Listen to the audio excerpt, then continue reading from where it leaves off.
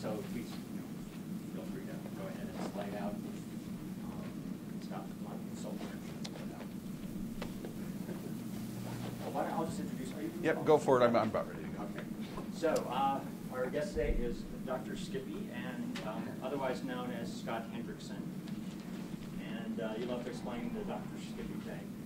Okay. But Scott is, well, maybe I'll go far back and first say that he is an alum of this university. He did his physics PhD here. And I just thought this was interesting from his LinkedIn profile. It says his research centered on modeling, Hamiltonian dynamics, and simulation, Monte Carlo C++ of recirculating free electron laser electron dynamics.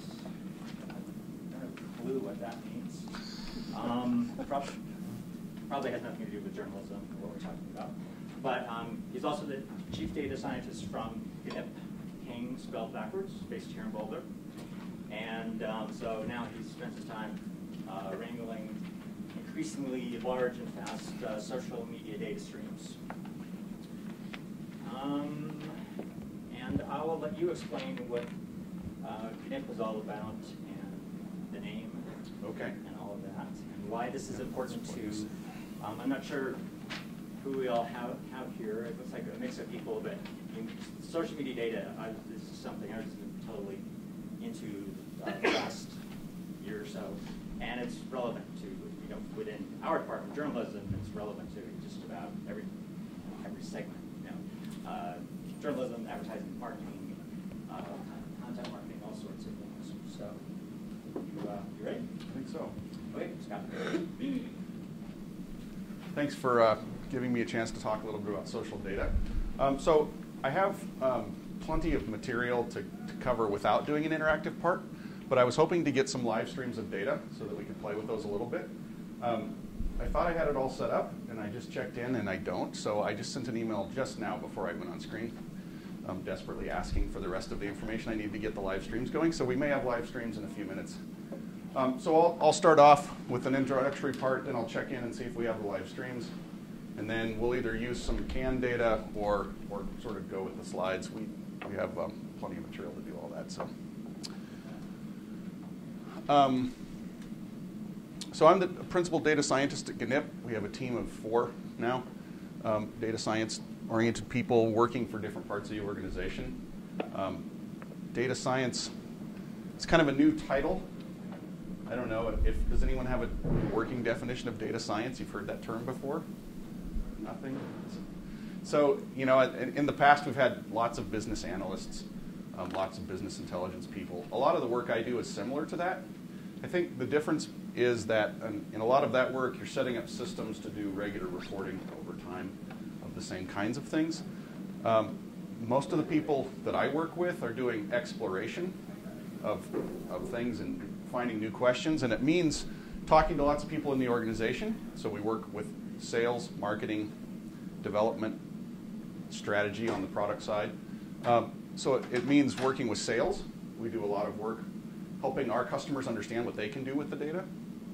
And it means working with PR and marketing, because we spend a lot of time explaining what the data does and how you can get at it through our PR and marketing materials.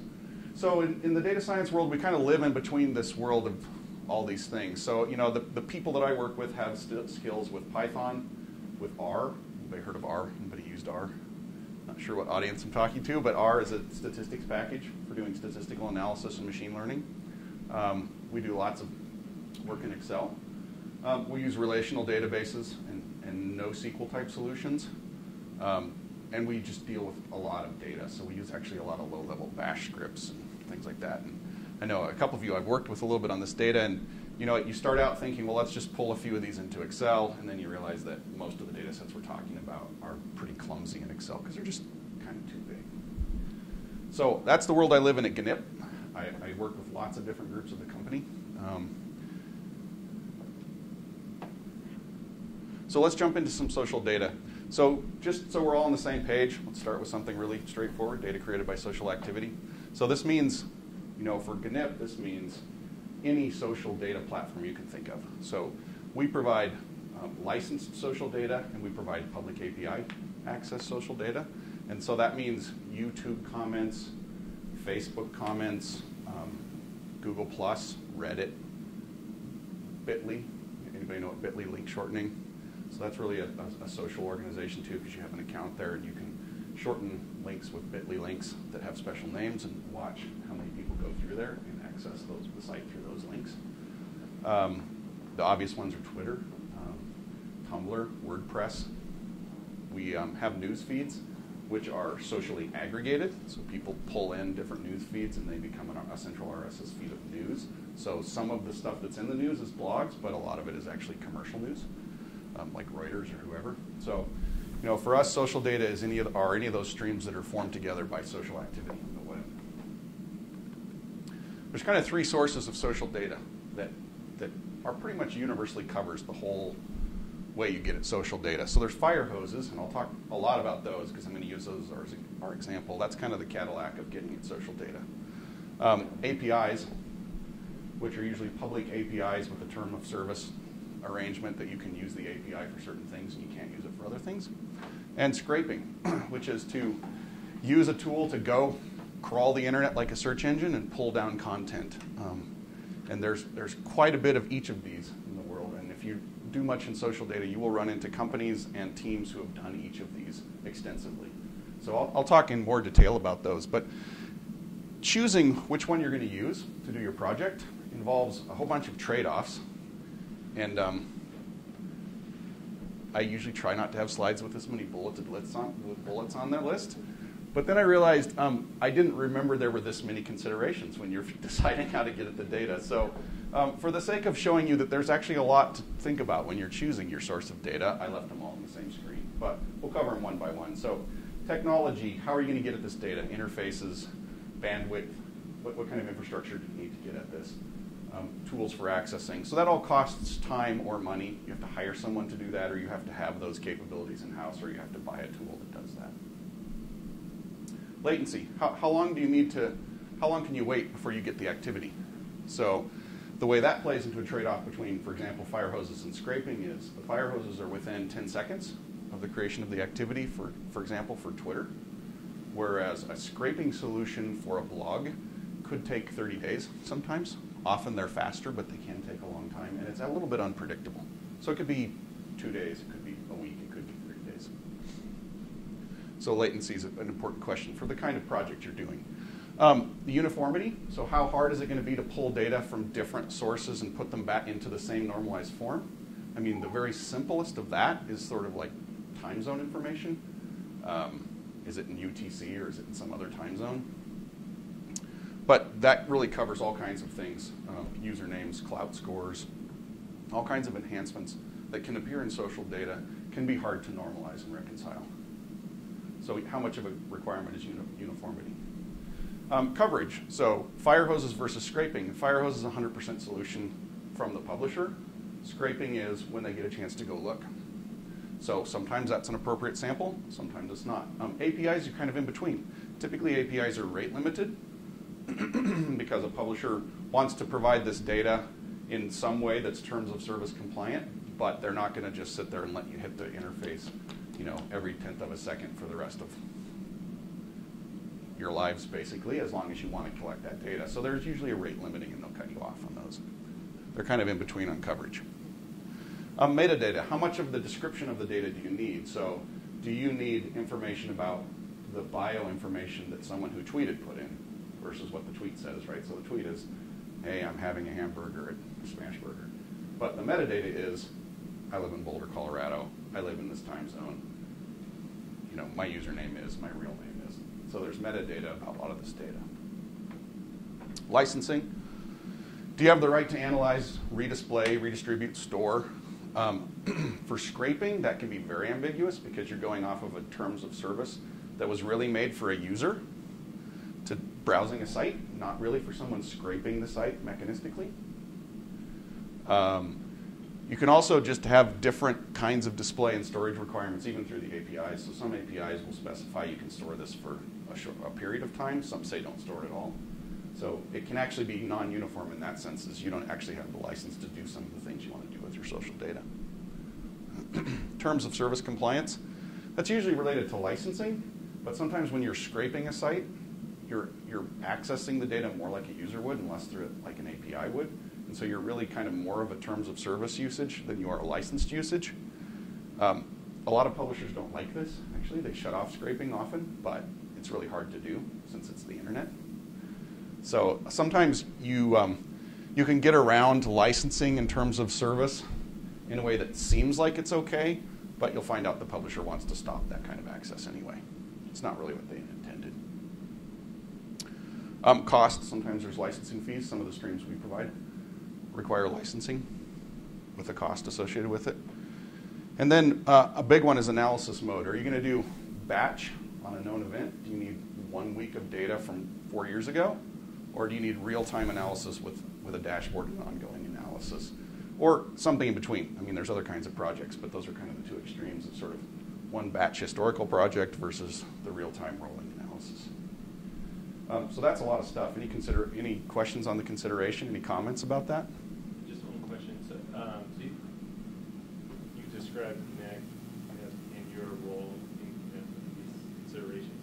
How is GNIP situated within social media as a company? Are there other companies that do this? Are you the only one? No, so there are other companies that do each of the things I've shown. So GNIP is purposefully very white hat. So we provide access to fire hoses, which are explicitly licensed, and we provide access to APIs. We provide help with access to public APIs, unless someone asks us to stop doing that, and we will stop doing that. We provide no data that's scraped. That's not to say that some data that's scraped is not perfectly legal and legitimate, but because our enterprise customers want sustainable analysis, they don't want to wake up one morning and have us say, well, we had the scraped data, but the site told us to stop scraping. So we only do things that we know we have the right to do for the long term. But there are many companies that do parts of this. So, for example, fire hoses, there's a company called DataSift that has a license to the full Twitter fire hose as well. It's just like our license exactly. It's just you and DataSift, right? DataSift and GNIP are the only two that really have reseller rights. There are other fire hose access that have analysis and redisplay rights for some portion of it. But it's really DataSift and GNIP that provide the licensed access for our customers. And how far back can we go in history? And obviously, I know that you guys have the full Twitter fire hose all the way back to 2006, but a lot of others probably you couldn't go back that far. Are there? Yeah, that's correct. So these are still do some historical analysis. These are product offerings that we're bringing online as we have the agreement from the publisher. So Twitter is the only one that we currently offer historical access as a commercial product. We have infrastructure for more of that. So I have seen more than that.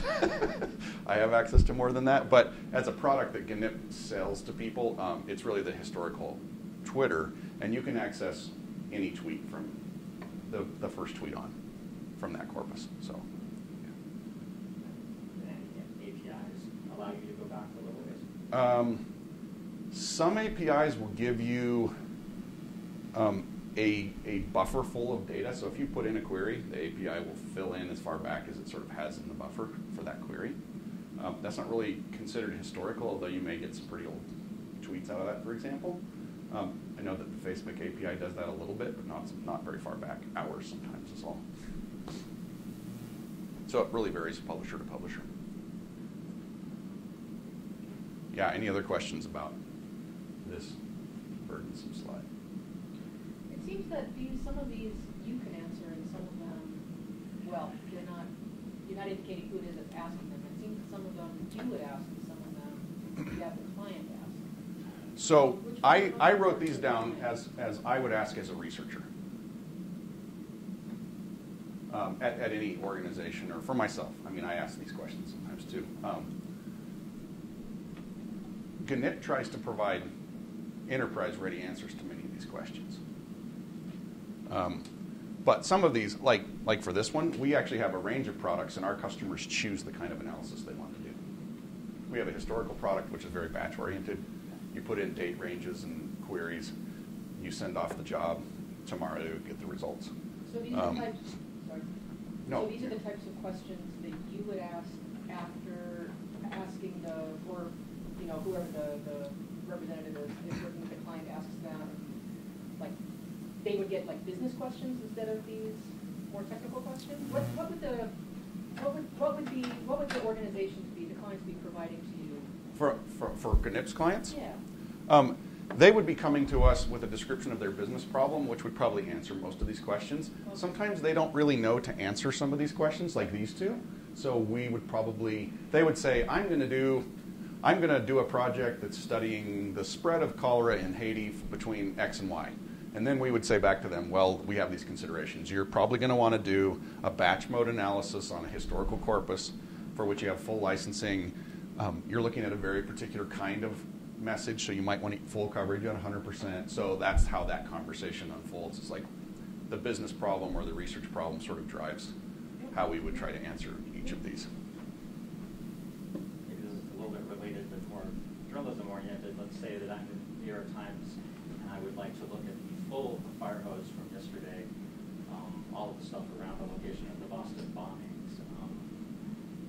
Would accessing that full fire hose be any advantage to just kind of going in and doing it myself off of the Twitter API? The advantage would be coverage, because we'd be filtering against 100% of the fire hose. The disadvantage might be that you'd get more than you wanted. Right, because you may, depends on the question you're asking, but you may only need, so if you want to see the trend of the story, for example, a 10% sample might work great. If you wanted to see particular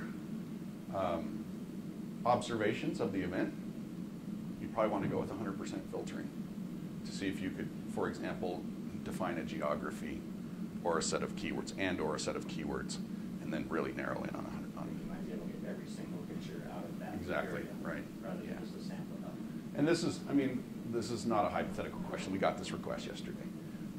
It's actually a request that we deferred to our customers. So I do lots of analysis on the stream, but in general, GNIP is not in the business of doing on-demand analysis of the stream. Our business is really an infrastructure for allowing our customers to get really good answers to these questions and to be able to get the technology to get the data. So we actually deferred that to we said, we have these 10 customers who are probably better at doing this than we would be, especially on short notice. So, yeah, those are good questions. Any other questions? Nobody's asleep yet. That's pretty good. So just a little bit on the sort of modeling technology side.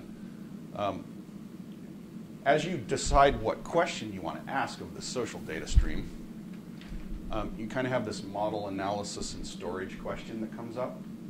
The volume of these streams is pretty high, and the structure of these streams, I'll show you in a minute some real examples, but the structure is what we would call unstructured. That doesn't mean it's complete chaos, but there are free form text fields that are hierarchically put into a text structure that you have to be able to get at. You have to be able to parse it and read it and sort it and cut out the stuff you don't need. And there's a lot of, there's kind of a rigmarole. In fact, there's sort of this little secret in the data science world that we don't tell new candidates for data science ever, but about 60 to 70% of my effort every day is sorting out the data, like getting it in a format I can do something with, throwing away what I don't need, verifying that it's good data, scrubbing fields that have weird entries in them. Like, there's a lot of data munging in this world. So when you start to pull in this data, you think, well, I can do this project in 2 weeks. The data will all show up in a relational database. I'll throw a pivot table on there. I'll be done. That's the easy part, right? That's the 20% part. The 70% part is the part where you get the data into that relational database. So it's an important thing to consider. And your model domain sort of is where you start. Are you going to be doing time series analysis? Are you going to be doing sort of natural language processing plus human language processing, or one or the other? Are you going to look at structures in the data, so the relationships between the pieces? And that can mean anything from the relationships between the people who are talking or the relationships between the different parts of the data. So you can have blog posts, and you can have comments, and you can have responses to comments.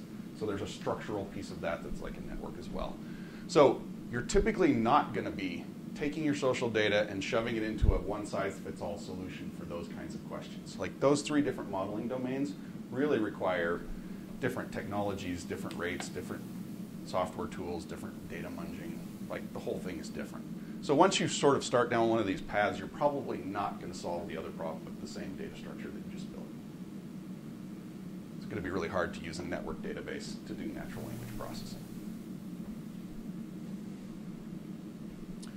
So that drives your storage and access strategy, and that really actually means, things like backtesting your model.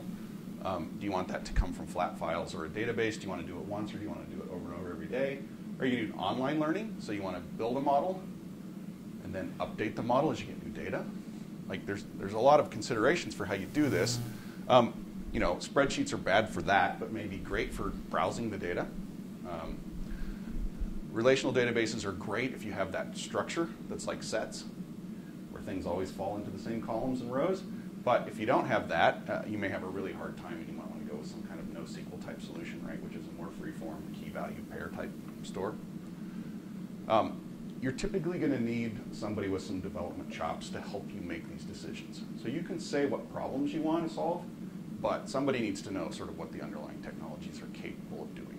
So, if you come to me and say, I'm going to have a table of times and the top 3 words from tweets, and I want to do that 100 million times, we can put that in a relational database. We can do okay with that. If you're going to do that, if you're going to do that from 2006 to now, it's not going to work. You can't do it. It's too big, right? We can't run any query in real time on that. So you kind of have to choose what sorts of things you want answers to and then build up your data structures. And then this analysis is kind of related to that mode question. Do you want a dashboard that sort of reads out, like with speedometers, how many tweets you're seeing on Coca-Cola or whatever you're watching? Or do you need something that's more like discovery, where I can try lots of things, throw away lots of answers that didn't work out, build a model as I go, build visualizations as I go, different projects for different things. So there's a whole gamut of things in between. So does that make any sense? Yeah. You mentioned before that you're Python in your word, and I'm curious, what is the minimum level of programming knowledge you need to get into this work area? There's definitely meaningful social data analysis going on with pre-built tools all the time, some quite sophisticated. I mean, some of those people are our customers. And sometimes with spreadsheets and relational databases. So sometimes you can find someone in your organization to load up a relational database, and you can run a pivot table in the spreadsheet, and that's one level where you can make a lot of headway. To dig very deep, you're probably going to need a friend in the development world. And this is kind of, this is the skills I look for in data science people is sort of, can you follow a story and ask a high-level question at the same time you can write some code and run a database and build an index, and so it's an unusual mix. I mean, most developers don't like living in that different of worlds, but they'll partner with you sometimes. Okay. Yeah.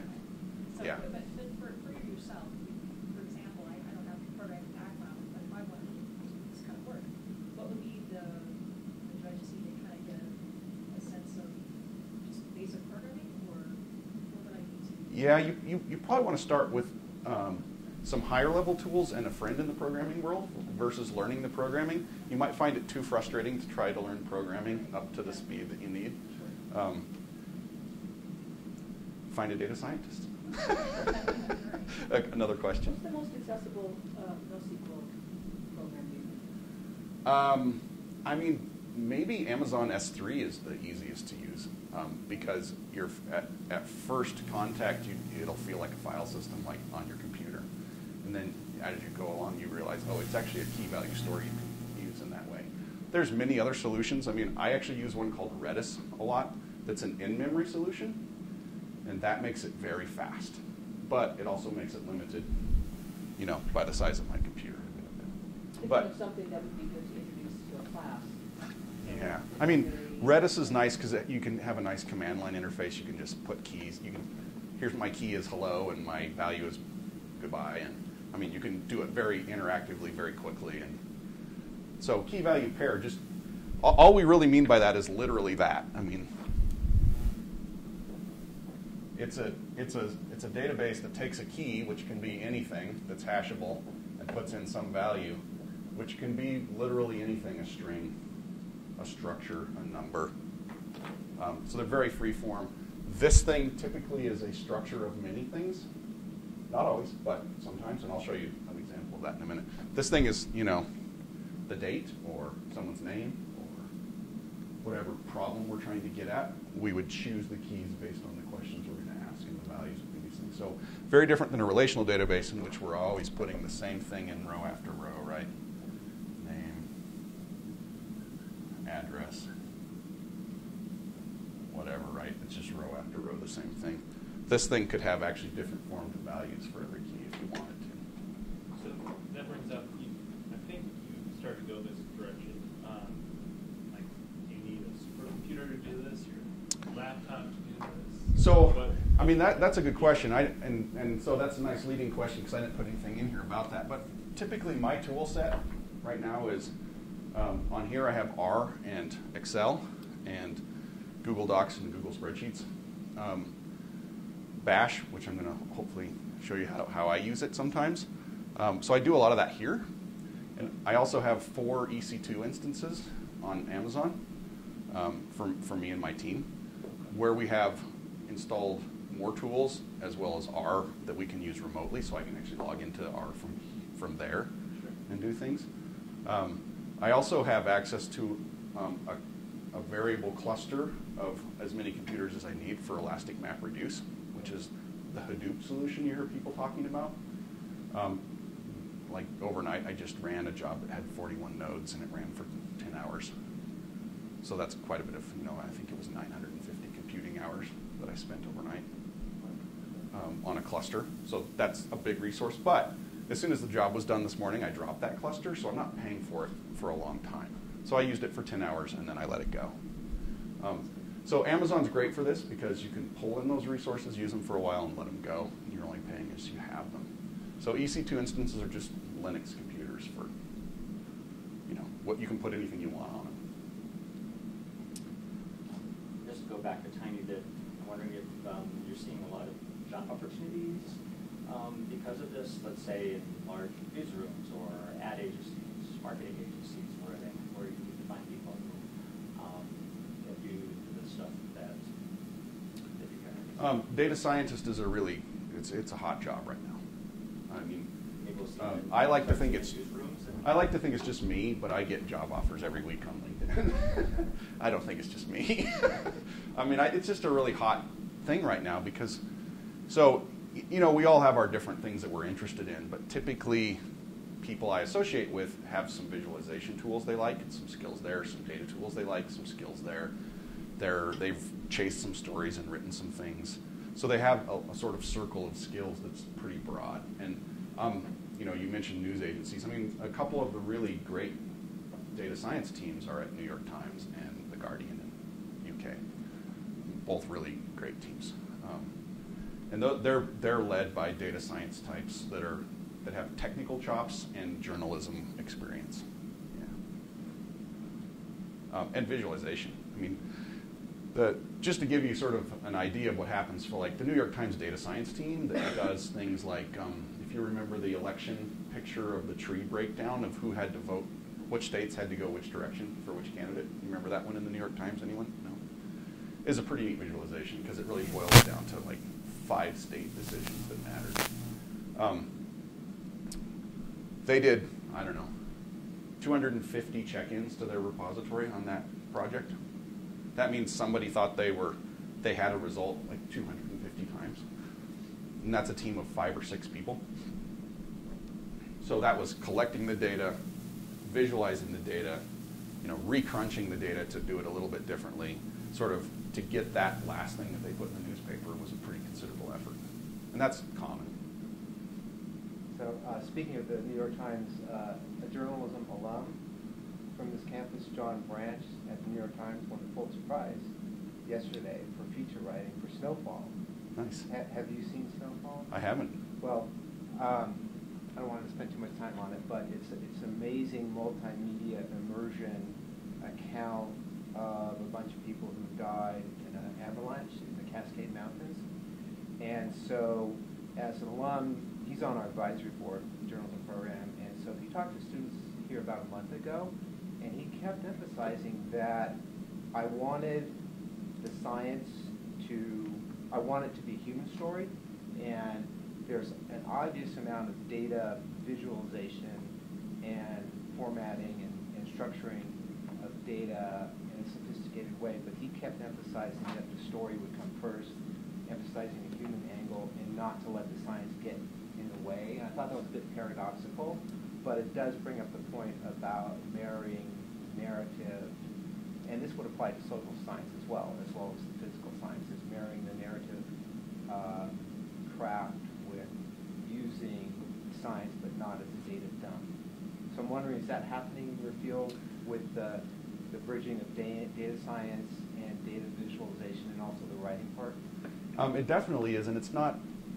So there's the ethical concerns about can I predict things that would violate someone's either identity, their right to have their identity anonymous, or would I be violating some other kinds of privacy or sort of ethical concerns like that. But aside from those, which are an important part of the human story, but aside from those, there's a lot of sort of discussion at GNIP even with our PR people and our marketing people and our sales people about tying the data back to the story.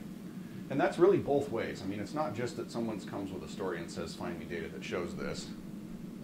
Well, that does happen to me sometimes, but it's often very much a dynamic conversation of, we have this set of needs, we have this set of data, and we go back and forth. So this, the story about throwing away 275 tries is really common. Like, the data says this, what question?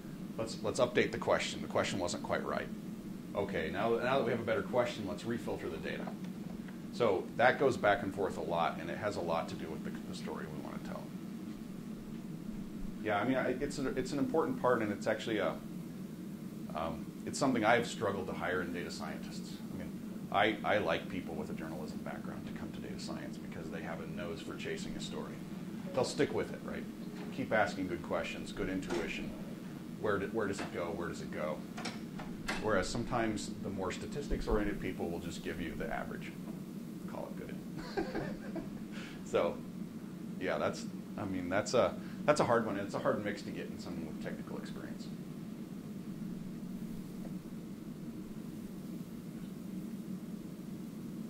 So I want to shift gears a little bit and talk about the fire hose. So the three kinds of access, we actually provide help with APIs as well. Some of that through commercial interfaces. For example, Facebook, we would all expect to be a giant data source, only has public APIs. They don't have a fire hose. So we provide optimizations for the public API access to that. But what that means is you can't actually get as much data out of Facebook as you can out of something like Twitter or Tumblr that has a fire hose. So GNIP has licenses to 5 or 6 premium fire hoses, and they're the most fun to play with because you get real-time data more than you can handle. So for us, a fire hose is a continuous stream of JSON activities in near real time, and by near real time I mean 1 to 10 seconds after they're created. So when we look at tweet streams coming in real time, they're 10 seconds old typically, and they just stream by at about I don't know, was it 4,200 per second or something like that now? Question. What is the acronym JSON? So JSON, yeah, and so that's one of the problems with this. Besides it being a big stream, this is a structure for describing the data that's a hierarchically nested structure. And it has the data, for example, the tweet, or the username, or the time it was created. And it has sort of deeper metadata, like what language are they speaking, what time zone are they in. So it's a whole structure that comes through as one activity. And I'm actually going to show you an example of that in a minute. But the fact that it's this JSON format is one of the problems you'll run into immediately, is that you have to deal with that somehow. So the format is not immediately comprehensible. It has to go through some massage. Yeah, it's human readable, but difficult to deal with. You can't just dump it in a spreadsheet. And you'll see why in just a second. So I'll defer the format question for another slide or two, but I'm going to show you an exact example of that. So here's the kinds of volumes we're talking about with real-time fire hoses. So lower volumes for APIs, but Twitter's actually up about 420 million a day now, so it's grown quite a bit in the year. Tumblr's about 75 to 80 on average, with peaks up in the 125 million activities a day. So Tumblr's a pretty active stream. It's really our second biggest. Tumblr, familiar? You know Tumblr? So you know what I'm talking about with the reblogging and the likes and all that stuff. WordPress posts are plugging along at about 615,000, 620,000 a day, and that's kind of steady. It doesn't really jump a lot. That's a mix. So those are clear down in the long tail of private posts, you know, why you should love my dog type of posts, and up in the very, I mean, CNN and other people like that actually use some of these commercial services. You get a mix of those. So that one, you can't just say that's all going to be poems about my girlfriend. Sometimes it's other kinds of important news as well. I didn't know this, but I think I forgot. Is it WordPress.com only? So that's WordPress.com and WordPress.org for anyone who has installed the Jetpack plugin. So if you have a blog of your own and you've installed it on your own server, there's a plugin called Jetpack which allows you to get statistics on your blog. And one of the things that does in the background is actually ships all that information back into the Firehose at automatic. It's in the terms of service, but I'm not sure everyone has read all those terms of service. So yeah, there's quite a bit of, actually they're almost equal size now. So there's quite a bit of .org in there. Comments is the same. So all WordPress comments.com and .org are mixed in, depending on the Jetpack plugin. And there's also engagement things in there, so likes. So all of the posts on WordPress have likes. All of the Tumblr reblogs and blogs have likes. So there's lots of engagement type data associated with all these too, at about 2.5 million a day.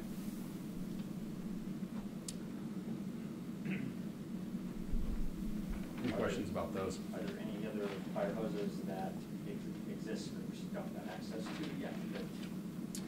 I mean, there's a lot of obvious ones that, so for example, location data is very popular, so people would like to see either Foursquare or they'd like to see Instagram with the location information, or none of these are things that we offer, but people would like that. Obviously, some kind of more consistent access into Facebook would be really desirable, so that conversation has gone on. LinkedIn, I mean, there's a lot more data available that we're always willing to talk to those people in business development, so we have those conversations going all the time. But the thing that matters for the publishers is that this data becomes a part of the ecosystem of the business they're trying to build.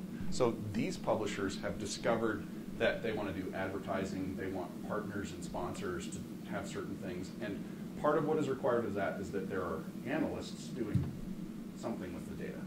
So if you want to sell advertising on Twitter, it's to your benefit to have 10 well-known marketing analytics firms consuming the Twitter data and doing analysis and telling their customers what they're going to get and what they're not going to get if they advertise on Twitter.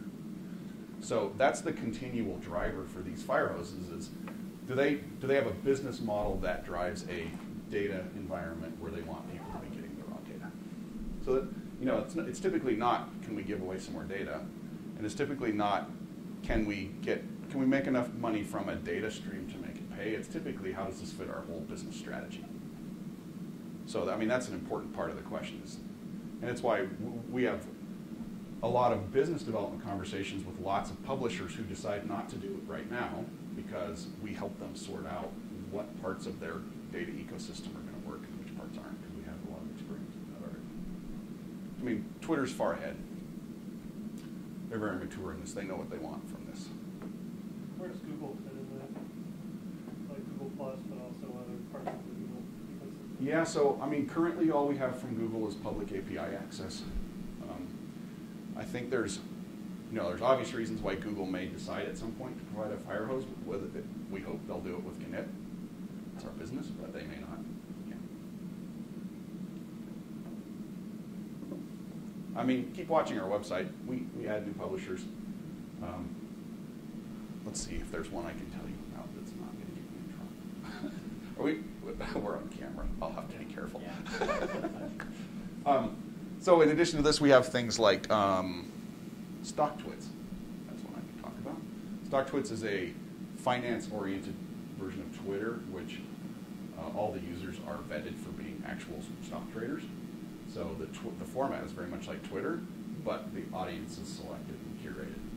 So the kinds of information you can pull off of that about consensus on what's going to happen at an earnings report or something like that is a lot stronger than just the broad Twitter stream, because we know who's talking in that case. So it's a small stream volume-wise compared to these. It's a valuable stream. We provide that stream to finance customers typically. So that's one that's not up here. So there's, I mean, I hope someday we have a dozen of these recognizable names. Discuss is a comment platform. You've probably used it at some point and didn't really realize it because it's typically attached to some news article or some other blog, and it's typically branded. So if you use Discuss at, let's see who uses Discuss. CNN might use Discuss for some of the parts of the site. It probably just looks like CNN comments and you won't even know it. If you choose to sign in and create a username, it will be the same username every time you sign in, no matter what the Discuss comment stream is. So that one's kind of interesting because we can do things like, even though the users are anonymized, they're consistently anonymized. So user ABCD is always user ABCD, even though I don't know who that person is from the stream. Which means I can say people who comment on cute puppies also comment on, I don't know, pets.com. You know, with that Boston marathon tragedy yesterday, does the police, do they contact you? Or? I mean, all across the board, law enforcement, monitoring, government, like there's quite a bit of activity in trying to use social data for some kinds of response. Disaster planning, all the way up to sort of more like spying, although we don't really serve any spying, or at least I couldn't tell you if we did. but we have people doing really neat stuff with, like, disaster planning is great because, and I have a story in here I hope we get to. I'm using up all our time early, but about Hurricane Sandy, and you can see certain kinds of observations on the ground become really clear from Twitter immediately, within 5 minutes, where it would take you a long time to travel there and observe what's going on. That's a pretty neat one, actually. I like that use case because it really leverages the power of many observers seeing something at the same time. So this is the tweets per minute for, I don't know, a few days, a month or two ago. So you can kind of see the daily cycle is actually a little weird, and I'll show you the detail of that. But you can see it kind of bumps along in a pretty regular way. It has a weekly cycle, but it's a weekly cycle. And then every once in a while something will happen. Right? And you get a big spike of tweets. So that's kind of what tweets look like as they go by. This is a sample of a few weeks of data piled up by day. So we're looking at the weekly cycle. Weekends are small, so that's the weekends here and here, but with lots of outliers because sometimes things happen like Super Bowls and stuff like that. And then there's a hump in the middle. People are tweeting more on the middle of the week. You can see in this case, we're bumping along at about, 30,000 tweets per minute or something like that. And that's a day. So the daily cycle on Twitter used to be kind of a single wave because it was mostly the United States. Kind of had a fat middle because there's 3 time zones or 4 time zones for the United States. But that's pretty much gone away. Now we see this weird shape, which is really the sum of 3 major areas. So we see the United States broadly about 4 or 5 time zones. We see Europe about 2 or 3 time zones. Europe and Northern Africa there. And then there's actually kind of a, I don't know, there is quite a bit of Arab and Middle East tweeting, but it doesn't really compare volume-wise, so there's a drop-off there, and then Asia is a big chunk again. So it makes this weird wavy thing. So these are UTC times, and that's the wave of the day. So this is the average in the middle. This is the upper and lower quadrant for dividing it into 4, and then these are the outliers out here, marks. So you can see the variation in the middle of the night here is very low. For some reason, 3 a.m. has a ton of variation.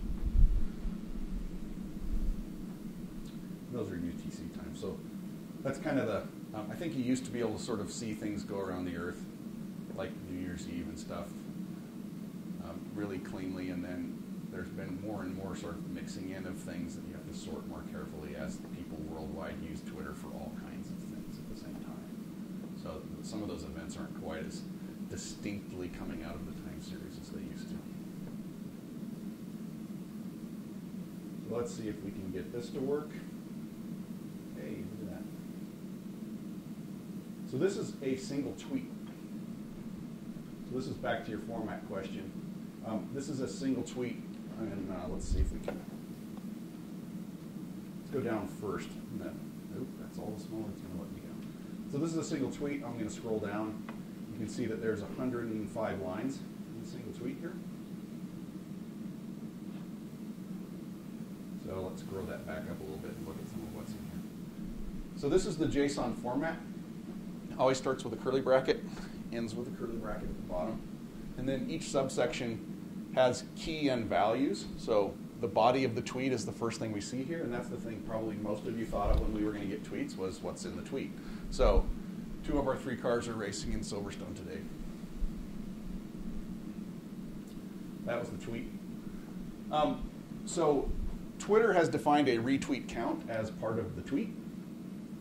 This is a real-time stream, so that's always 0 in the real-time stream. But if you were to go use our, what we call rehydration interface, with the same tweet ID today, right now, you would get the retweet count for today, right now, on the same tweet. So this JSON record, though some of it's going to be very consistent, actually changes over time in a few fields because things like the retweet count keep going up. That's just a data problem right there, if you've ever used anything like this before. So the ID stays the same. Much of the base data is not going to change here ever, like the time and date of the tweet. But things like the tweet count are going to move every time you check it again. So it's a hassle to deal with, actually. This is Twitter for iPhone. So you can see we actually have both a link in here that talks about Twitter for iPhone and then a display name for what that thing is. This is a record that we put in. So this is added. This does not come from Twitter. And in this record, we do enhancements, for example, of giving the clout score of this person who tweeted this, 17. I was running this with a filter of Toyota when I built this example. And so we put in the rule that was matching. So I put in the rule Toyota, literally just the word Toyota, and that's the matching rule that gave me this tweet.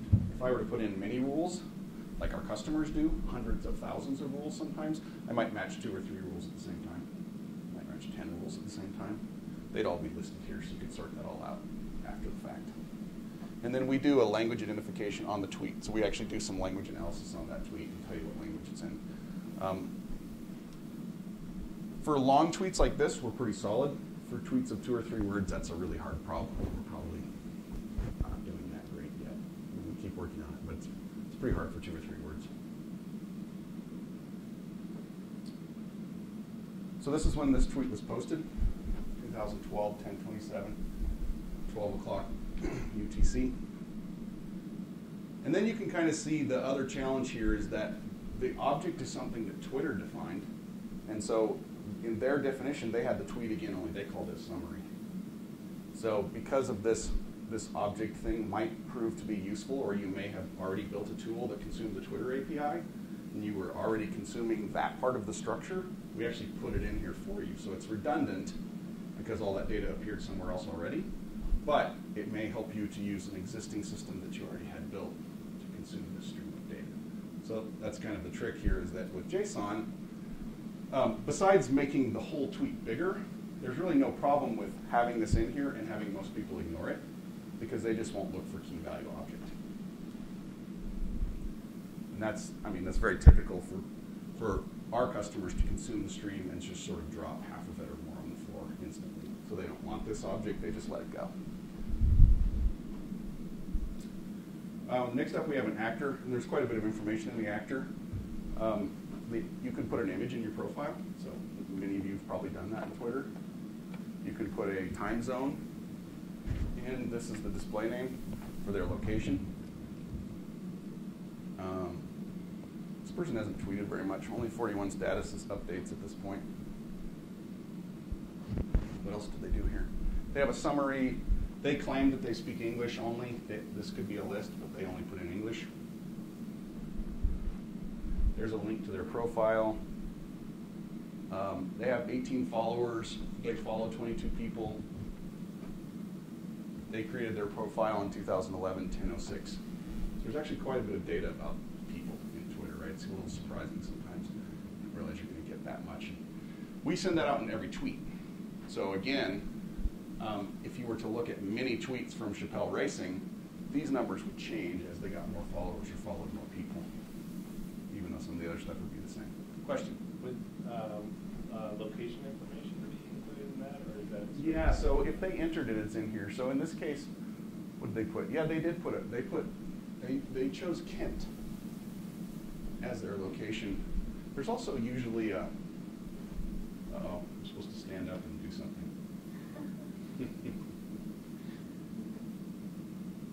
But that could be latitude, longitude, the location. Yeah, so there's it kind of depends on what interface you used to create things.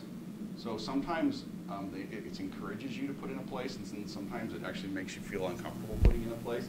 So we see a great variety in sort of the location, the quality of the location information in the bio. We also see, and I have a slide about this later, but you can also tag each tweet individually with a location, and about 1% of people do that. So it's a really low number.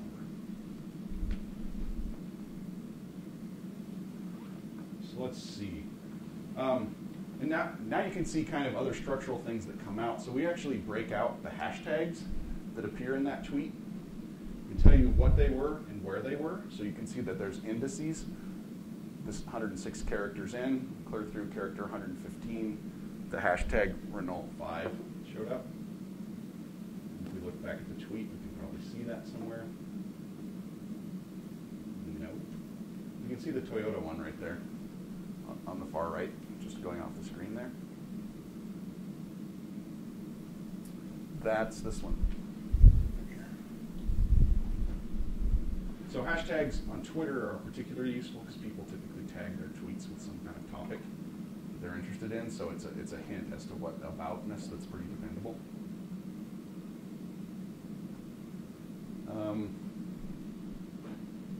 What else is interesting here? So the posted time, that's when the tweet was created.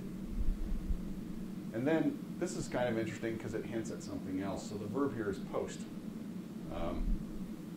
In the case of Twitter, there's not too many things you can do, but one of the things that GNIP has to deal with is you can delete a tweet. You can actually delete a tweet at any time in the future after you've done it, which means that we have to deal with people deleting tweets from 2007 and 2008 sometimes. So in our historical corpus, our license with Twitter requires that we keep that up to date. We don't serve tweets that are deleted, even if it was just deleted yesterday, which means we have a complete index of the entire corpus that we have to compare against deleted tweets as we serve them up. So that's a problem for us technology-wise, but we solve that for our customers. But what that also means for you in a research project is that while you can do aggregate analysis without worrying too much about deleted tweets, you can never go back and report anything about an individual tweet without verifying that it's not a deleted tweet. So strictly speaking, by the terms of service, you're supposed to check that and make sure it's not a deleted tweet. It can be kind of onerous because there's no time limit on deleting tweets, which means that every time you want to make a report, you have to check to see if they're deleted. So the way you get around that usually is you use this number, which is the tweet ID, to report what tweet you're talking about, and then someone else has to go rehydrate that tweet against the API, and when they go to do that, if it's been deleted, it'll come back as a deleted tweet, and then you're okay. So that's the typical way to deal with that, is not actually report the tweet, but actually report the ID of the tweet. And while Twitter is very clear about this, it has been our experience that as other publishers come to understand what this means, they are getting clear about something that's very similar to this. So this kind of compliance compliance with the stream in real time is probably going to be the standard. Twitter's sort of ahead of everyone, but as Twitter has figured out that one of the things they want to do when selling data is keep users comfortable with using the platform, they've realized that respecting deletes all the way through to the end is a really important part of that. Remember the embarrassing tweets that people have captured for some politicians? I mean, it would be, you can see that that's a very awkward user situation when GNIP is serving those out of the historical corpus over and over after someone in Congress thought they deleted it. Right, so it's not a non-issue, but it's a hard issue technology-wise to deal with. But a tweet like that, like say one of the famous Anthony Weiner ones, it's probably Perfect. in a ton of other places, right? Many people took screenshots of those because they were so obviously going to get deleted so fast that people quickly took screenshots. That's probably one level of badness for old Tony.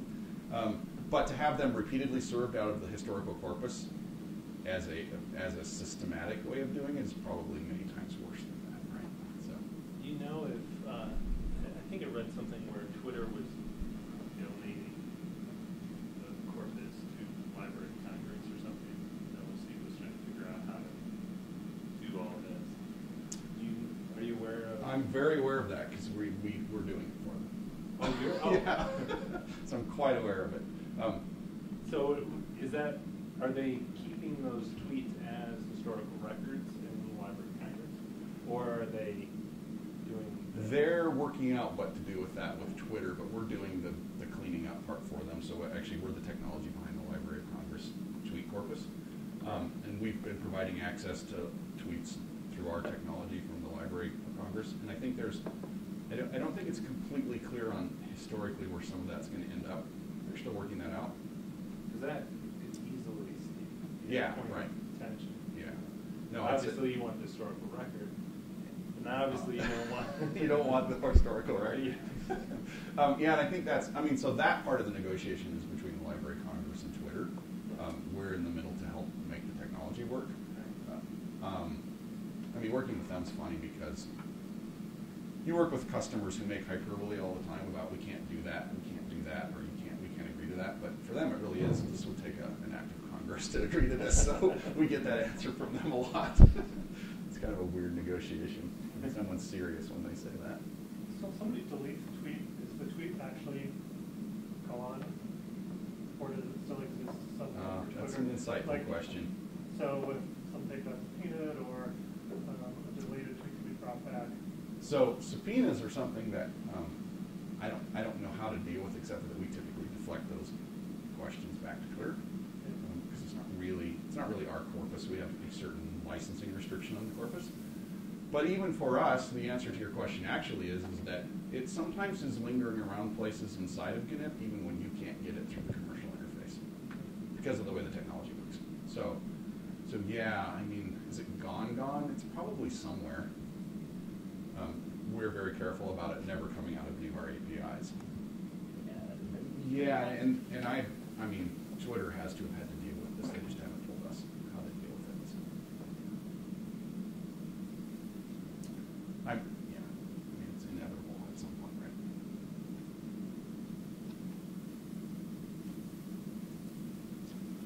right? Any questions about the Twitter payload? Is there any? That kind of makes sense. Is there any efforts to move beyond JSON? Or you talked earlier about the problem. No, I think we're stuck there. Yeah. Everyone else is going with JSON. I mean, I'm not going to show you examples of Tumblr and whatever because it just gets boring because it's really the same thing again. It's going to have a user section. It's going to have an object section. It's going to have, in the case of Tumblr, it's going to have reblog section. But really, it looks just like what we just saw. Sorry about that. So there isn't some new format? No, I think JSON is the way we're going to do it. I think so. So what really works about it is that if you want posted time, you can depend on we're not going to remove posted time. But as we add features to for example, to the GNIP section up there that you see right there, it doesn't break your system when we add a new one. So it has that flexibility of being sort of backwards compatible for a long time with new features coming on board. But you can add to your system at any time in the future. So if you see that we've added, I don't know, a spam score, let's say, to the GNIP section, and you decide you want to start consuming that, you can build that into your system as your schedule dictates, and you can keep consuming the stream, and we don't have to change anything, and you don't have to change anything. So that part's really working.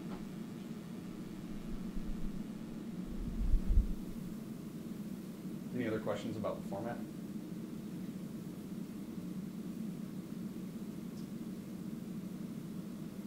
So this is the part where I was hoping we were going to go hands-on. So let me check to see if we can do that. So we'll have an intermission for 2 minutes.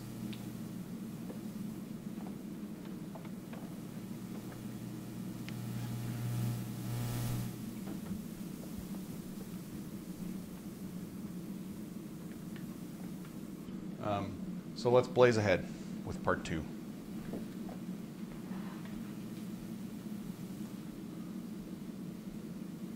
Maybe. There we go.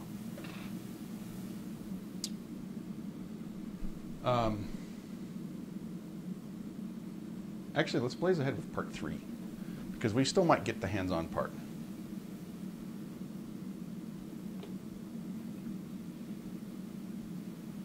So let's jump to Twitter stream attributes. So these are a few of the next level up things. So I've shown you JSON data. It's put you to sleep. It's getting a little rough, right?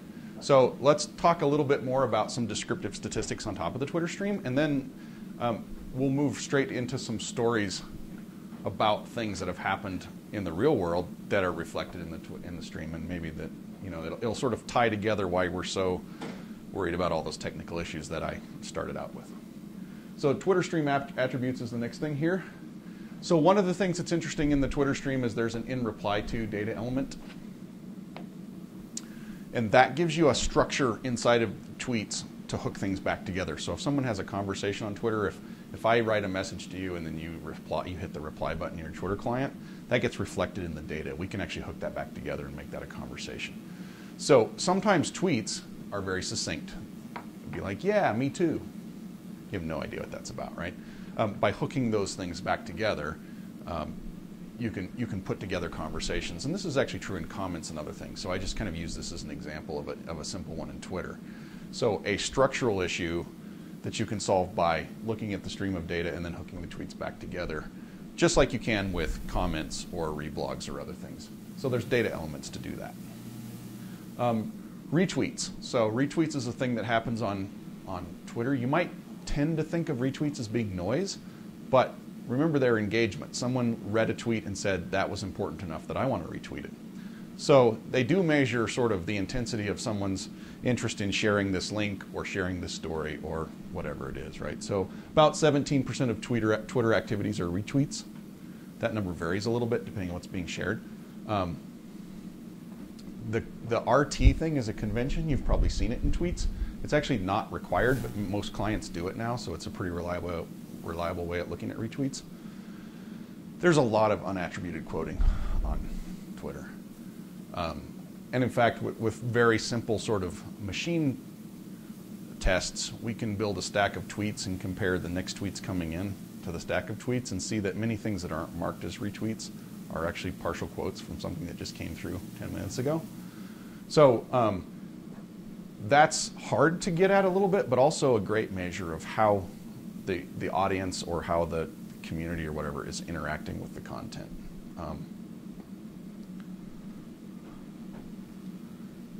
Nice tweet. Glad I chose that. If you want to test any stream, Justin Bieber is your man. Justin Bieber's mentioned in every stream, in every minute of the day, everywhere. It's the test we always use for finding a tweet. That's your man. Lady Gaga's not too bad too. So, wow. Between Bieber and Gaga, you can test any stream. It's great. And there's a link to retweets. So this actually allows you to go and visit that link and put together the stack of retweets, right? So you can get stats like currently now, how many times has that been retweeted, for example, is a question that lots of people want to ask. That's back to that updated record thing. So it'll look like the same JSON record, it'll be the same tweet and the same username and all that, but now the retweet count will be updated. There's the language identification. There's actually two kinds of language identification. I touched on them earlier. One of them's in the bio of the user. They declared it. And one of them's the tweet language that GNIP identifies. This is a distribution of the Twitter language for the bios. So you can see that about 55% of them are English. Second place there, you might not be able to read it too far back, but that's Spanish, Japanese, Portuguese, Indonesian, Arabic, down the line here. This is the same distribution as that. It's just on a log scale, so you can see the small ones in comparison. So the tall ones are hard to read on the log scale, but these are all, so this is 10%, 5%'s right there, 2%'s right there. So it spreads out the small ones so you can see how they're compared. So that's the order in which they appear. This is a pretty big sample, so it's pretty representative of what happens on Twitter every day. I don't know, Korean, Russian, Italian, German. Down the line, clear at the very end, you have your, I don't know, Ukrainian? I don't even know what UR is. Not very many people speaking that. So that's the language location for people declaring what language they speak. We also have the GNIP identified language, and it's surprisingly different. So English, Japanese, Spanish. Actually, Japanese and Spanish switch places here. It's kind of curious. And then after that, it's not so different. We are actually pretty generous with nones because we take small, ambiguous phrases and just mark them as none because we don't know what they are. So we have a lot of none in ours because we're trying to be fairly confident in our language identification. We've compared it to other language identification systems which are biased towards a result, and they do fewer nones than we do, but it's a choice of what kind of problem you want to solve. And this is representative of the kind of choice you always end up balancing out when you do natural language processing. Is the problem you were trying to solve sort of biases what kind of solution and how certain you want to be in what you did. And there's a heat map comparing the two. It's not terribly readable. Well, that's English and English. It's very hot. People who say they speak English speak English. Most of the red ones are actually the language identification. The odd ones are actually these orange ones down here in the corner where there's a lot of cross posting for people claiming one language but posting in another. Geo. So this is another thing that appears in about 1.5% of tweets, is that your device, you can turn on your device to mark your tweets with a longe lat from the GPS system. About 1.5% of the people do that. This is what happens. You actually get a longe lat associated with the tweet, as well as the bio information. So this particular person had Mercy College, Dobbs Ferry, US, New York City as part of their bio information, in addition to marking this. So we knew quite a bit about where that tweet came from and where that person lives, because they put in real readable information here in their bio. Some people don't. I mean, you'll see Narnia and Mordor and behind you. There's all kinds of answers to that over random. I don't think that's a place. But then they mark their tweet with a very precise longe and lat. So there's kind of a hierarchy of geo information in tweets, and this is by analogy other platforms as well, although there's not so much marking of individual tumbles, for example, because they're typically done at your computer. But very precise geotagging with long lat, about what do I have there, 1.24%. People can also declare a Twitter place, which is more amorphous. It's this polygon that's defined by Twitter. So there's a few more people doing that. The crossover of these is pretty high, so the total, if you add those two together, is only 1.6%. And then people put in countries fairly often. People put in a bio place that is machine discernible as a real place about 57% of the time, and their time zones are actually pretty accurate, about 73% of the time. So you can kind of build up like who's talking about what where pretty quickly that way. 1% seems small, but we're talking about 450 million tweets a day or 420 million tweets a day. So you're still getting 4 million tweets, even if you restrict yourself just to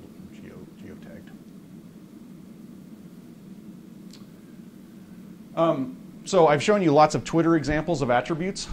Let's look at a couple of others that are really interesting. These are a little different and a little different higher level, but comment trees in Discuss are pretty interesting. So this is the comment threads built up in Discuss. So over time, this is what happens as people comment.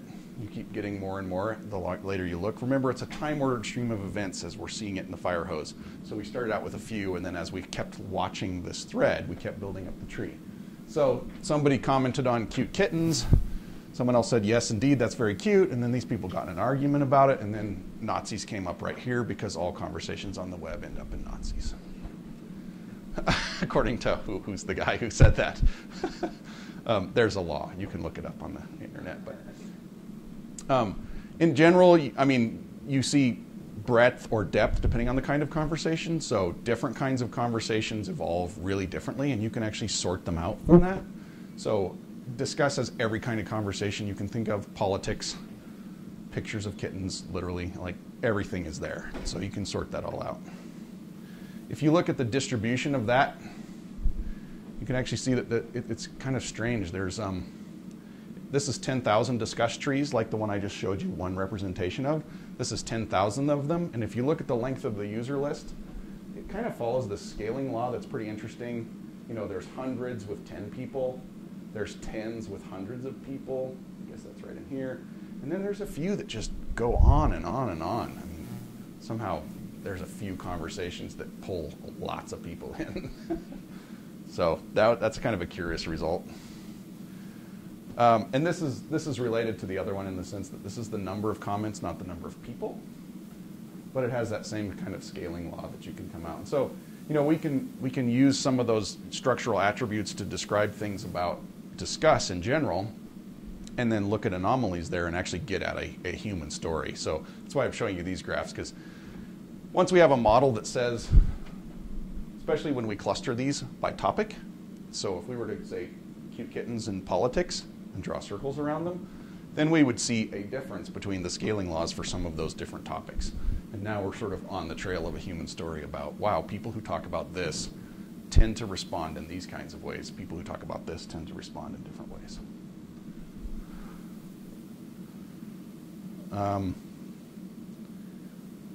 Oh, and then the life of the story is really different. So on Twitter, which I have an example I'll show you here in a minute, but on Twitter you can see some stories don't last very long. 5 minutes, 10 minutes, they're gone.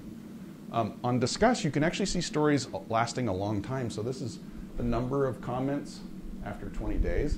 It's still actually well over non-zero, and in fact, on a log scale, you can see it goes on here for a while, right? For many days afterwards. People comment and comment and comment, and it's actually true of Tumblr. People reblog and reblog and reblog, sometimes weeks later. So the story lifetime for different social media makes a big difference on which ones you're looking at. So just so we don't get stuck on Twitter, I threw in a Tumblr one here too because it has some neat graphs. So this is a reblog tree from Tumblr now we're talking about. And this is the kind of structural data that you can get out of Tumblr for a single blog and how it gets reblogged over time. This is actually taken from a customer of ours, Union Metrics. They have a blog on Tumblr, unionmetrics.tumblr.com. It's pretty fun to look at because they do a lot of these visualizations. But basically, here's the original Tumblr blog, and then here are the reblog trees. And they've separated them out by the number of downstream reblogs that each of these people was responsible for. So these are very influential here with a lot of fan out here. And then that one's just sort of a single reblog. You know, they're doing this in the commercial setting where you're doing something like watching brands. So they're looking for influencers on some brand on Tumblr, whatever it is. This particular reblog tree has 18,500 reblogs. So this is a very active tree. That's a big one on Tumblr, but actually it's not all that uncommon to see pretty big trees on Tumblr. 5,000 is pretty easy to find, actually. So those stories travel and travel and travel. And this is actually a picture of a similar thing of how a story travels. This is a snapshot over time, so this is many things happening here, but you can kind of see that you might be tempted to think of this person as your influencer, but it actually depends on the question you're asking, because it's these people that tie together distant groups that sometimes end up being the influencer, right? Because if without that linkage, you didn't have any of that down there. So it's actually a strange question, and it really depends on what you want to do, but that's a network dynamics question versus a natural language processing question that you deal with in a really different way. You can see a blow up of this one at zoom.it RYHZ if you want to look at it.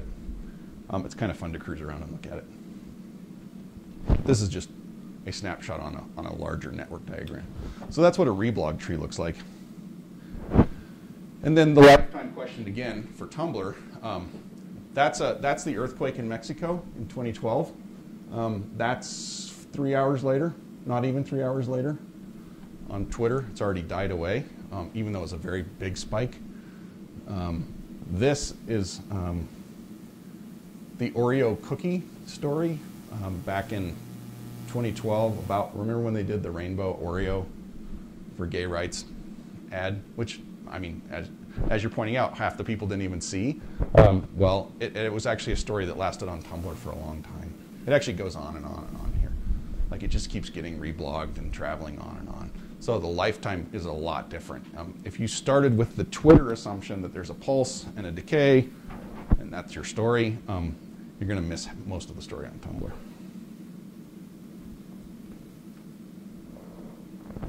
Sounds like a great argument for news organizations to all Tumblrs. Yeah, I mean, I think, so we have this argument that you want to diversify your news sources, and I'll skip to that part so that people can start taking off if they want. So the one question comes up is which of this is signal and which of this is noise? And this is the story on Hurricane Superstorm Sandy, whatever we're calling it now. If you filter that Twitter stream on power outage in Chelsea, pardon me, you see kind of a fun story unfold here. So the fits make this easier to see, but the robocalled all the residents of Chelsea and told them the power was on. Immediately, the red line here was people tweeting that indeed that was not the case. They were sitting in their living room and it was still dark. Pardon me. That peak is about 7 minutes after the robocall peak on Twitter. And then you see actually a third peak, the green one here, which is Con Ed actually realizing that the power wasn't on and they had just robocalled everyone and said that, and calling everyone back and saying the power wasn't on and people tweeting about that. So the whole story unfolds in less than an hour there. And you know, the thing we can see from that is sort of counterintuitive to what you sometimes see in the news reports, is that Twitter is responsible for starting a bank run, or Twitter was responsible for a panic of some kind. Typically, when we see many people observing something, Twitter has this quality of suppressing bad information very quickly. And we've actually seen this in many stories, including an actual bank run, which the Wall Street Journal reported was caused by Twitter. We actually had evidence early on that about 10 minutes after the thing started, Twitter was responsible for suppressing a lot of it because there was a lot of real information on Twitter about, I'm at the bank, there's no one here. Here's the financials for the bank. I'm in Sweden at the headquarters of the bank. There's nothing happening here.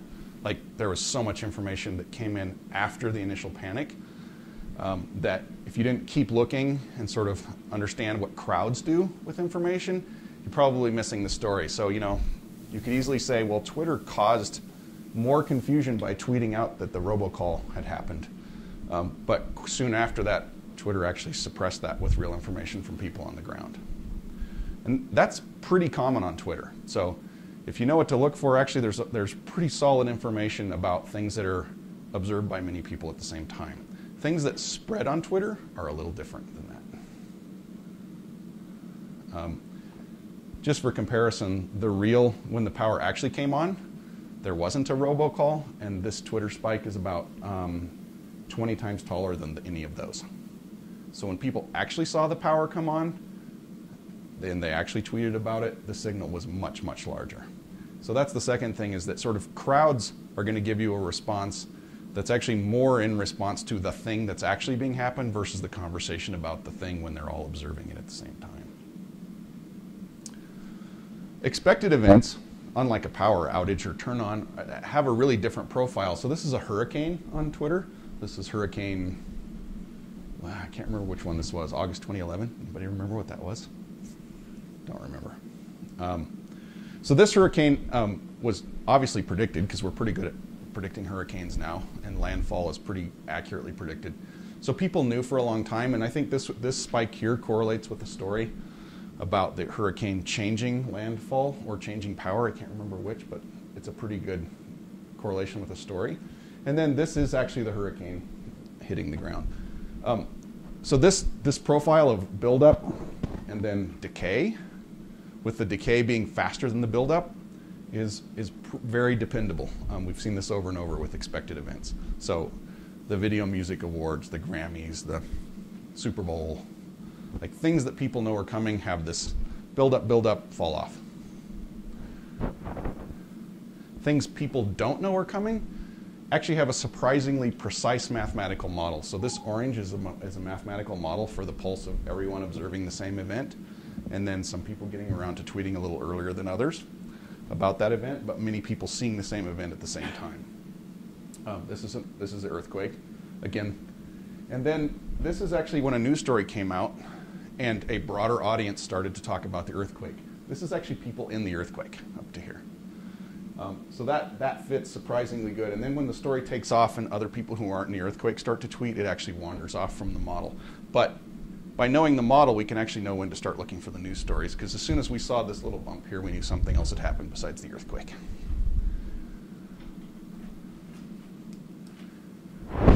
So we have this way of talking about the time series of events with expected and unexpected events like that. We call that thing the social media pulse. It actually has a mathematically rigorous definition, but it's not very fun to look at. I'll flash by it here in a minute. It's actual math I'll put on the screen, but you can close your eyes and meditate if you don't like math. It's okay. This third one is really interesting, but harder to deal with. When things actually spread through Twitter, for example, Osama bin Laden was reported very early on Twitter because someone observed that there were helicopters hovering over the town, and they said that was weird, and someone else picked up on that. There's actually a company that was a client of ours at the time that figured out that this was probably real in about 18 tweets, so they were about 20 minutes ahead of the news organizations, and their customers benefited from that considerably, but that's a hard problem because the number of rumors that swamp that signal are huge. So, for example, if you look for the president, or look for president of Syria assassinated right now, you will find he's been assassinated 150 times in the last 2 months. So there's a lot of noise in that kind of story.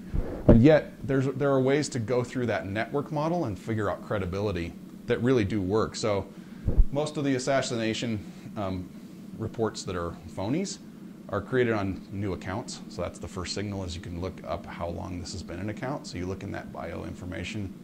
When was that created? 6 minutes ago? It's probably phony.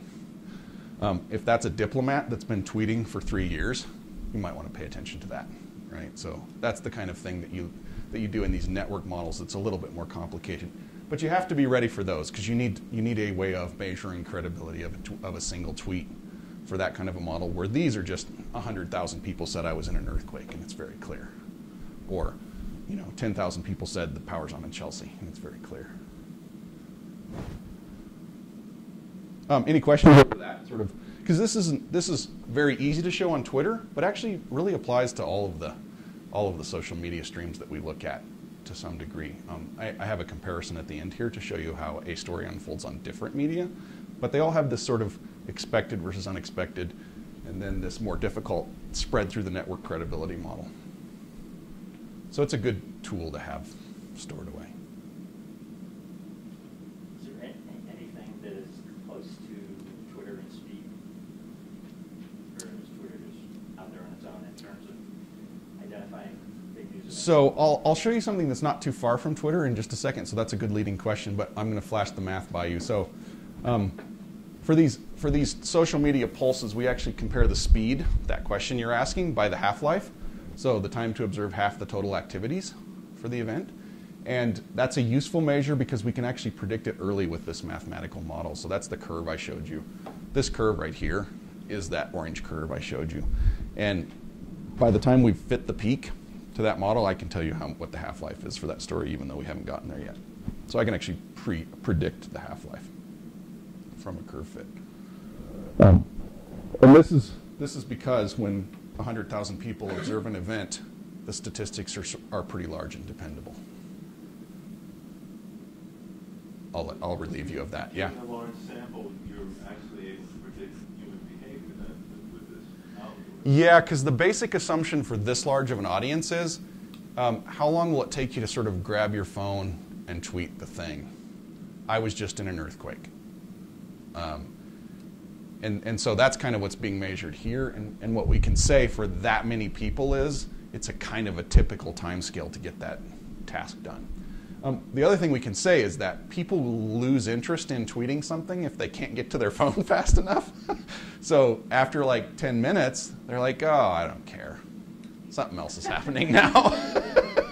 So they're pretty dependable that way, actually. It's surprising.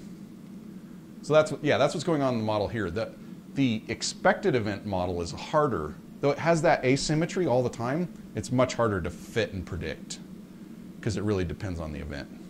But this one, where many people observe the same thing at the same time, is pretty easy. That's what the model curves look like. You can see it has a weird quality to it, is that you could get the hump, kind of like we saw with the earthquake, but there's actually a case when you just get what's effectively an instant shoot and then a decay. And it's the same model that causes those two curves. So that's why I throw them up here, because either one you see applies to the same model. And in fact, things like sharing links on Twitter to a particular news story typically follow this form of the model. They'll shoot up immediately as people click through that link, and then they'll die off exponentially. So the growth time is pretty much instant because the reaction is instant, right? Everyone sees the link in the tweet, everyone clicks on it. It takes basically no time to get the click. So you don't see this sort of growth like you get with the earthquake, because people had to stumble around and find their phone and whatever. So most of this data is about actions being taken, not about content in a tweet. That's all about time series analysis, Right. as opposed to the other kinds of analysis of networks and natural language processing and yeah. What about video and stuff posted that doesn't contain any kind of language? So like Vine or we're starting to have some customers who are sophisticated at a few pieces of that.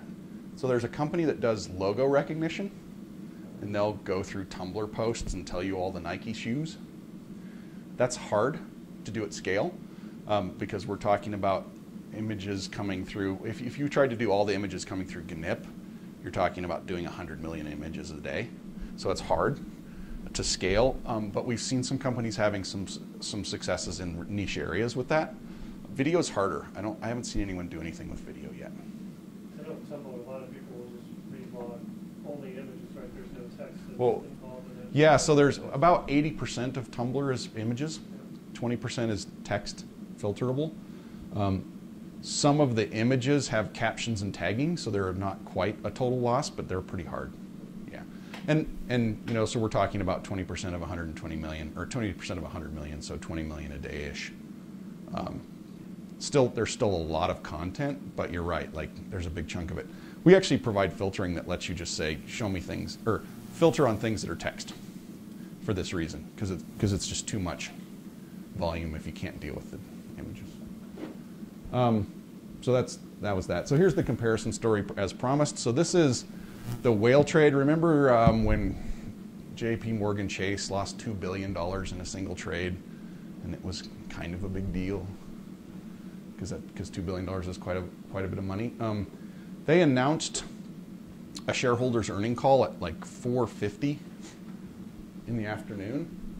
Right here, just before the closing, or just after the closing of market, I think, or the hour after the closing of market. I can't remember exactly how the timing went, but it was obviously timed not to get crushed in the market.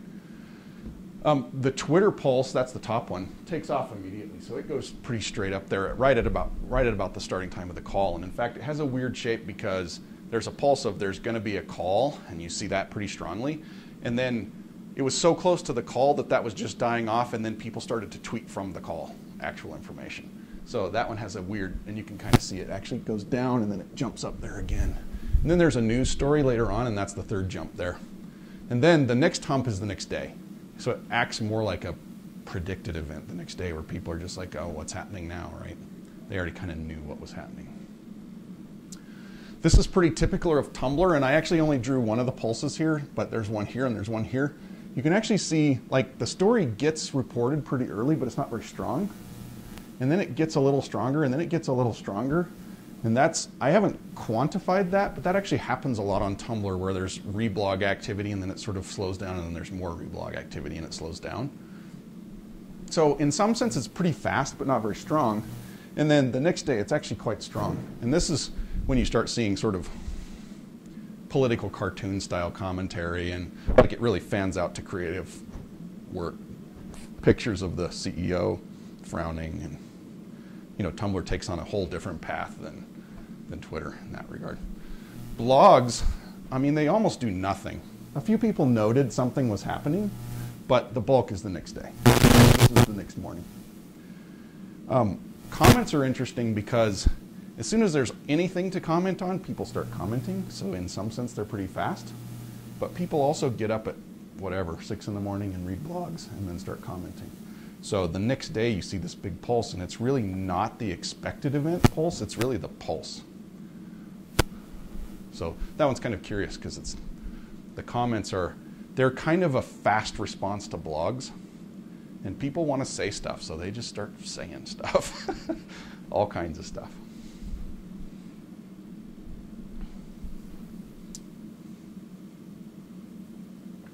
Okay, so I think because I didn't get any email on the credentials, we're officially done, but I'm happy to ask questions.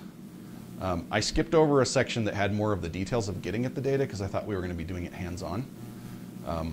So it's about 4:40 now. If people need to leave, that's okay. I'm willing to hang around and answer questions if you want to.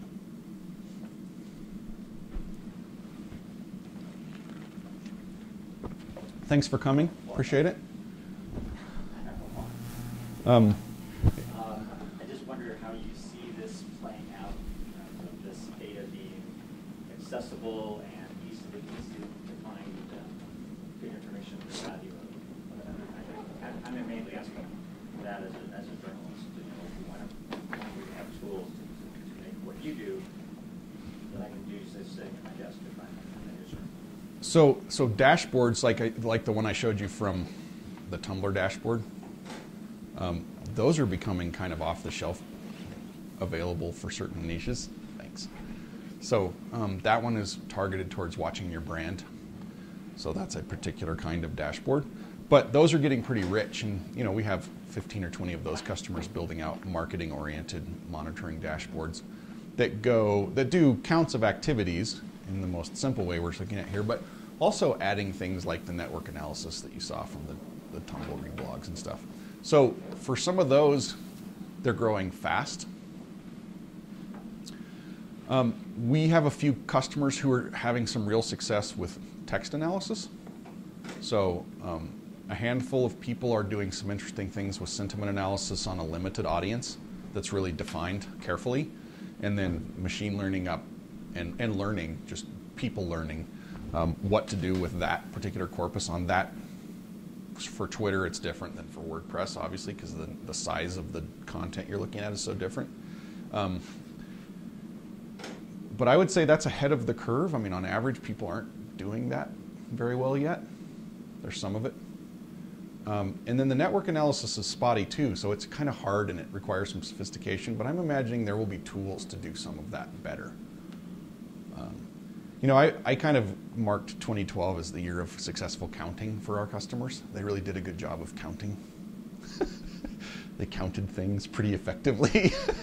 Some of these other things are hard. I mean, the network analysis can be very hard with a real-time stream because you have to build it from the real-time stream. Like, you know, we're not just delivering like, here's a discuss tree, right, with 55 comments on cats. What we're delivering is each of those 55 activities when they happened, and somebody has to reassemble that.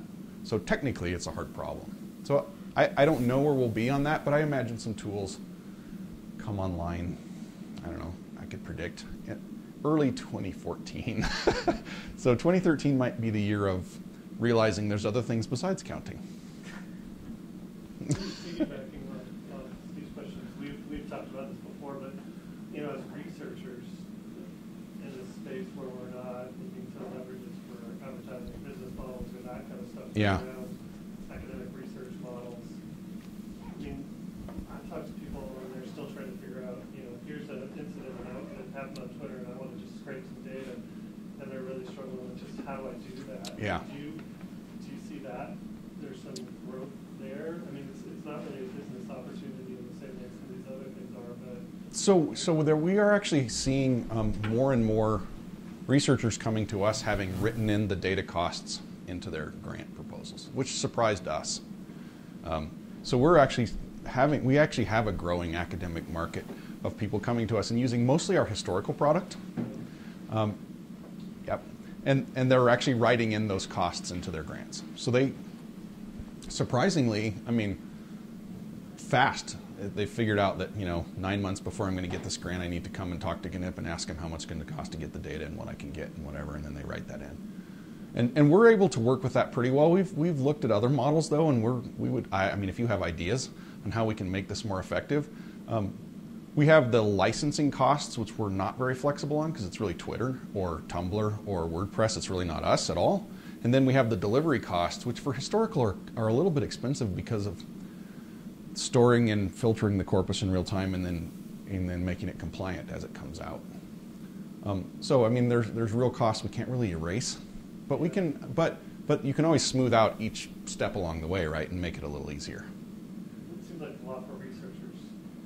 The scope and scale that you're working at is just way bigger than what somebody might need, right? Or they might need I don't know, I just wonder if someone comes to you as a small team, whether GNIP really sees that as something that fits in the business of what you're doing right now. So I would actually say on the real-time, that's totally true. Our commercial customers on the real-time side are much more equipped to deal with that. But historical, that hasn't proved to be the case. We have people coming by 1,000 tweets on a topic pretty regularly now. So that's, and that will probably get that'll get smoother in the next year as we figure out how to do that better. I was thinking of sentiment analysis in the context of my field of research, which is political communication. So a couple of critiques of mainstream journalism is that journalists rely on official sources too much, and they rely on the extreme ideologues on the left or the right. So that sort of distorts from a populist deliberative perspective. So meanwhile, a critique of elected officials with their incentives structure is that they're too influenced by well-heeled lobbyists. So it seemed that from a political journalism perspective or political communication perspective, with sentiment analysis, you can not bypass those structural sources, but provide perhaps a more authentic populist or democratic small d perspective on how people are really feeling about the ongoing gun control debate, as opposed to, the political strategist, the spin doctors, etc. So I see a lot of research and also potential for reform. So this is an answer from what I've tried to do with those kinds of problems, is that I try to use a balance of different social network friction levels. So people will come and comment on some kinds of blogs, and just anyone can comment, and it's like a free-for-all. And actually, some of them are quite structured, and you would feel uncomfortable if you sort of did a one-off, or it might get deleted, right? There are actually comment streams that are heavily, edited. So those are one kind of comment that you get there, and then you look for a really low friction version of the same thing and see if you can balance out, if just everyone gets to say everything they want versus a more controlled environment, what are you seeing between the two? Because otherwise it's pretty hard to tell from the Twitter stream alone you can kind of sort it out, but sometimes it's just extremists again, just because they're the only ones wanting to tweet about that topic or something, right? So journalists and researchers perhaps need to be more sophisticated in how they mine and observe the data, so they can really, if you really want to represent something from a probability perspective, or however you want to represent it, you need to know what you're doing in terms of how you're observing. And it really actually, the behavior, both the mode of behavior that the platform requires, so Tumblr is reblogging oriented. We've had a number of customers start the Tumblr and then say this is mostly noise, without really taking into account that reblogging is the activity, right? So they're just like, it's not like Twitter, you know, it's like 80% reblogs on this topic or something, and you're like, but that's how Tumblr works, right? So when people reblog something, they're incorporating that coolness or that statement or that viewpoint on something personally and putting it on their blog and then moving it forward that way, right? So it doesn't even mean the same thing as a retweet, really. And so that's a behavior that's just the technology well, it's not just the technology, but it's that mode of interaction with the platform. And then that actually sort of sorts audience. Like, some people don't want to be stuck in that Tumblr world where everything that you put on your blog and everything you read are sort of in the same environment. Because in the Tumblr world, you don't really use an RSS reader or anything like that. You actually use your own stream. You subscribe to other people's blogs, and then you reblog things out of that stream back into your own blog.